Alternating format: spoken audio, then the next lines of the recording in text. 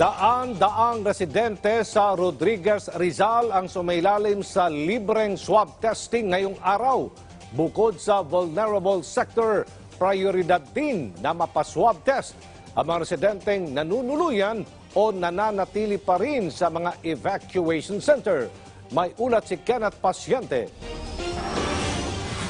3 linggo nang nananatili sa evacuation center ang pamilya ni Micah matapos silang masalanta ng baha dahil sa bagyong Ulysses.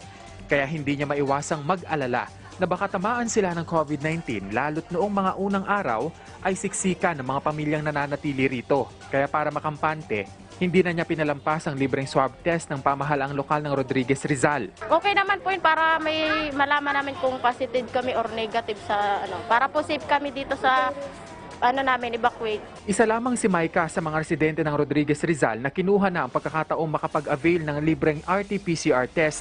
Ayon sa Municipal Health Office ng Rodriguez, plano na raw talaga ng LGU na magsagawa ng ganitong testing para sa kanilang mga residente. Pero naatras nga lang dahil na rin sa mga sunod-sunod na kalamidad at kamakailan nga ay ang bagyong Ulysses kung saan isa ang kanilang lugar sa matinding naapektuhan. Dahil sa dami ng mga bakwit na nananatili pa rin sa mga evacuation center, sila ang prioridad sa ginawang expanded testing. Yun nga lang, yung iba pinunta na namin sa evacuation area, ayaw nila, 60% daw ng evacuees doon nung nalaman maisuswab, umuwi na. kasama rin sa tinest ang mga maituturing na vulnerable gaya ng PWDs, senior citizen, lalo na ang mga may pre-existing medical condition, maging ang mga BHW o barangay health workers na lantad din sa panganib na dulot ng COVID-19.